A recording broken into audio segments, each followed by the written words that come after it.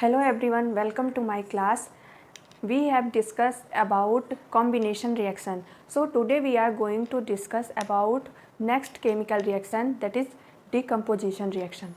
So first of all, what is decomposition reaction? So we have learned about combination reaction. So decomposition reaction is a just opposite of combination reaction. What?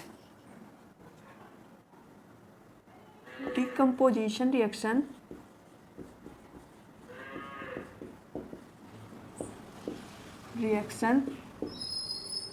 is opposite of combination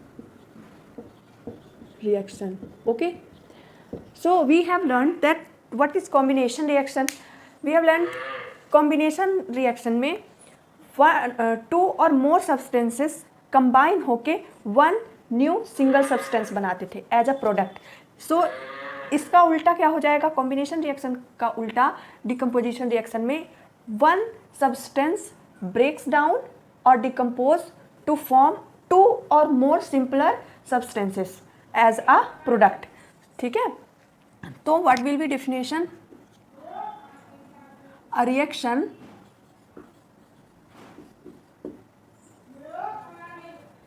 in which one substance decomposes to give two or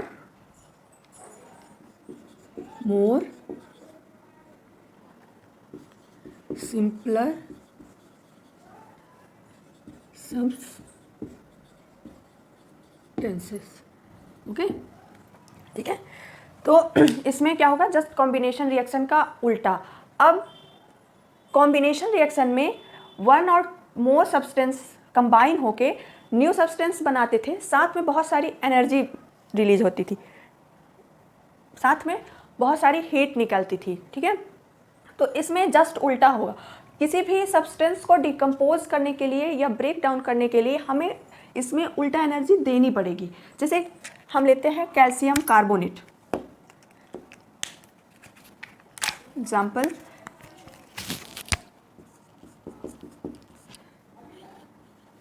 calcium carbonate. तो अब इसे हमें decompose करने के लिए क्या देना पड़ेगा? एनर्जी. एनर्जी मतलब heat. This is not right.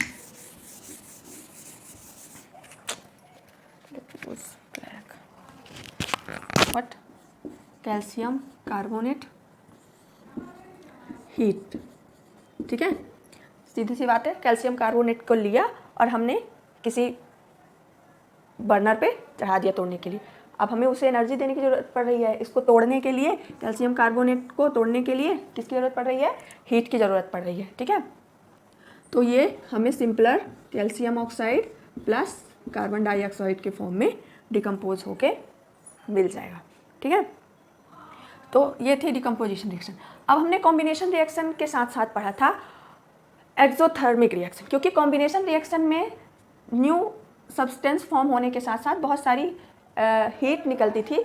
तो a reaction in which energy is released is exothermic reaction. अब यहाँ पे एनर्जी, हीट और एनर्जी जो है वो निकलने की बजाय देनी पड़ रही है. तो यहाँ पे ये और क्या कहला जाएगी? Endothermic reaction. सो एक और इसमें टर्म जान लेते हैं, एंडोथर्मिक रिएक्शन. ठीक है, क्योंकि यहाँ पे क्या हो रही है? हीट यूज हो रही है. So a reaction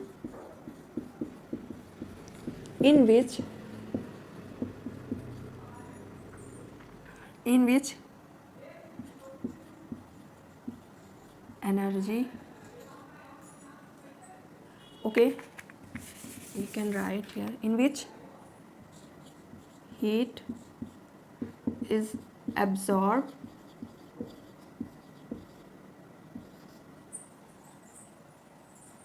during the reaction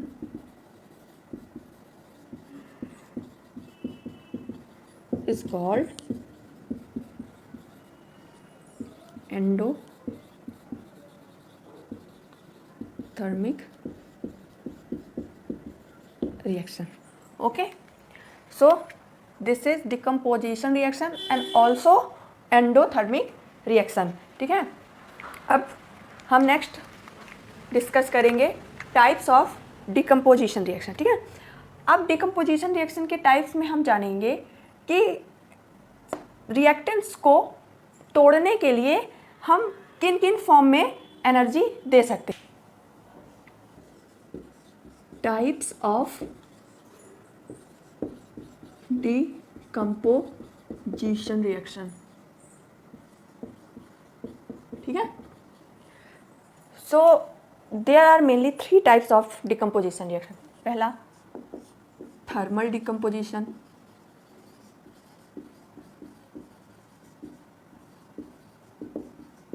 ठीक है. सो थर्मल डिकम्पोजिशन क्या है, जिसमें हम सब्सटेंस को तोड़ने के लिए हीट का यूज़ करते हैं. Heat, thermal means heat. ठीक है, तो a reaction in which heat is used to decompose a substance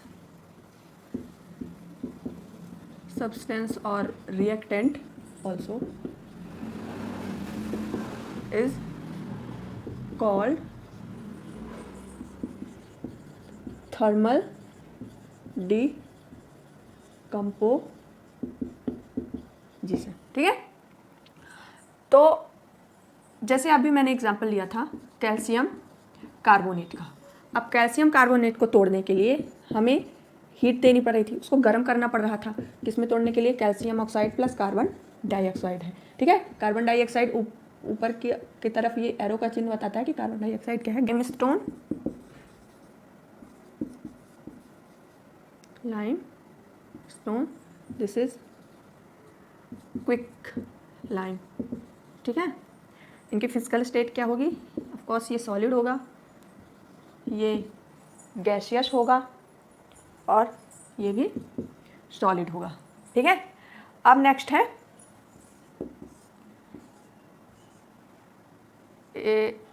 photolysis. ठीक है, फोटोलिसिस. ठीक है, अब फोटोलिसिस क्या है? जिसमें हम फोटोन के थ्रू रिएक्टेंट को तोड़ेंगे. ठीक है, फोटोन मीन्स सनलाइट. ठीक है, तो a reaction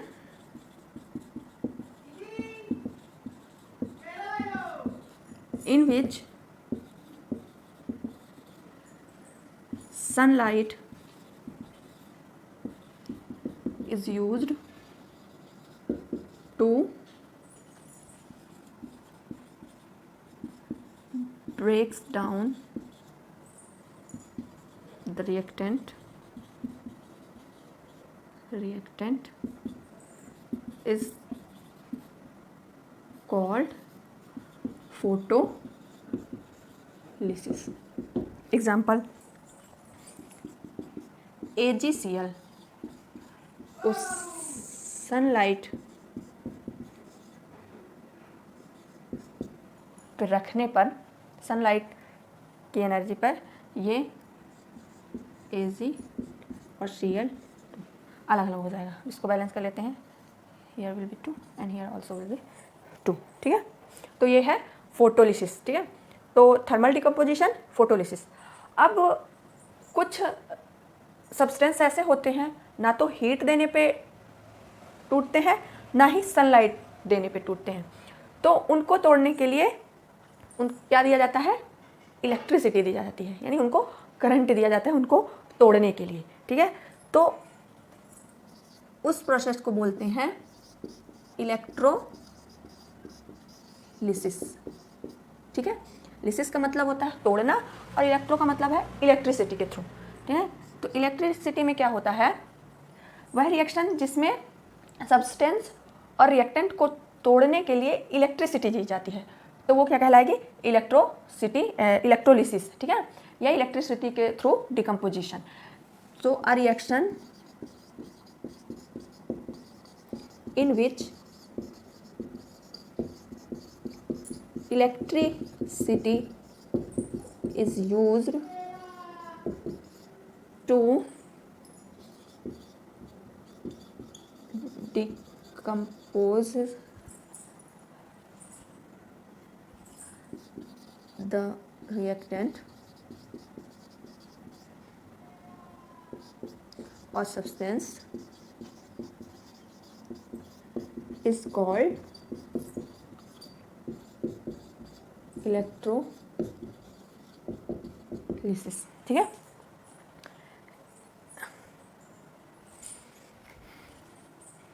यहाँ पे हम उसका एग्जाम्पल लेते हैं। फॉर एग्जाम्पल H2O, ठीक है। अगर हम H2O को हीट देते हैं तो क्या होता है, हम H2O को हीट देंगे तो वो थोड़ी देर में बॉयल होने लगेगा, और थोड़ी देर में और ज़्यादा टाइम तक अगर हम हीट देते रहें तो वो बॉयल होके वेपर के फॉर्म में निकल जाएगा। तो हीट देने से H2O की ओनली फिजिकल स्टेट चेंज होगी, वो अलग अलग टूटेंगे नहीं। जैसे कि अगर हम सोचें कि हीट देने से ये हाइड्रोजन और ऑक्सीजन अलग हो जाए, तो नहीं, हीट देने से सिर्फ उनकी फिजिकल स्टेट चेंज होगी। तो H2O को जब हम इलेक्ट्रिसिटी देते हैं,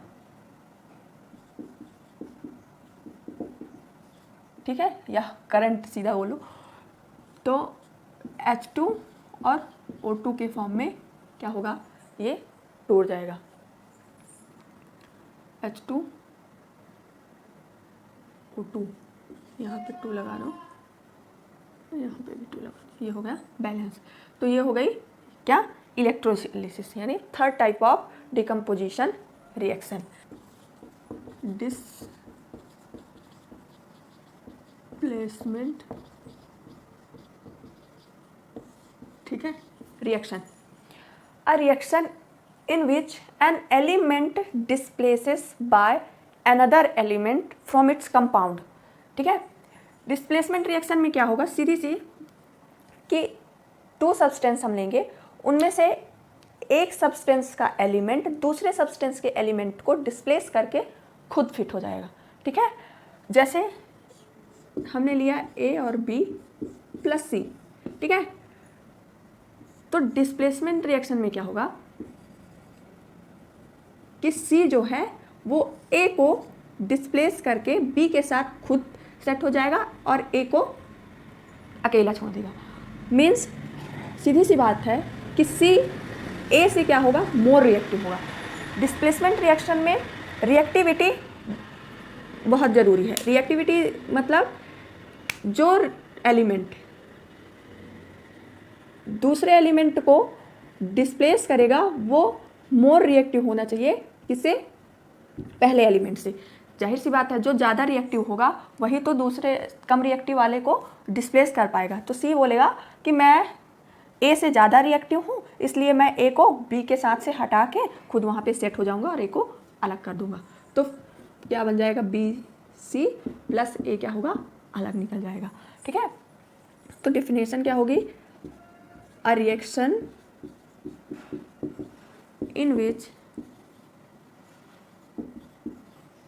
an element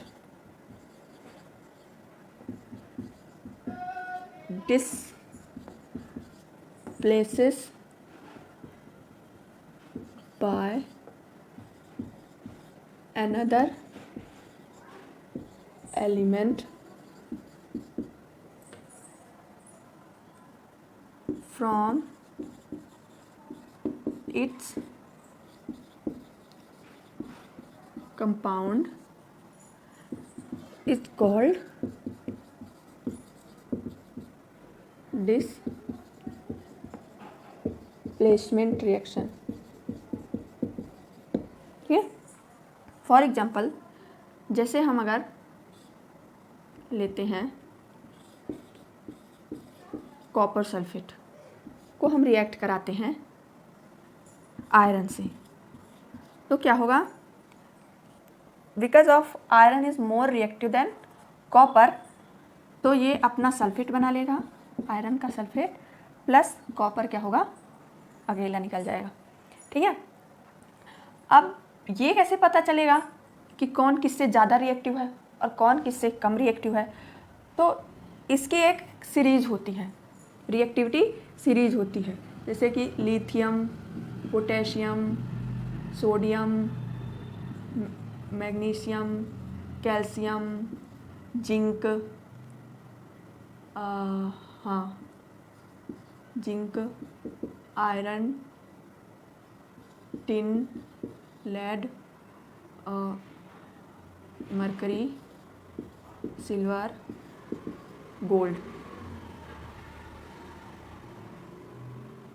ठीक है, और यहीं पे कॉपर होता है शायद।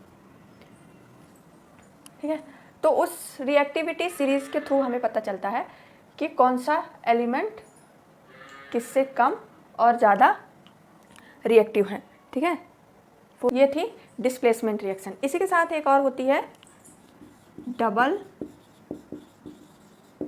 Displacement reaction. Double example Na2SO4 plus BaCl2, तो ये ये BaSO4 बना लेगा plus NaCl 2NaCl। when two different atom or element exchange in reaction is called double displacement reaction. ठीक है, तो ये थी आज की क्लास। Thank you.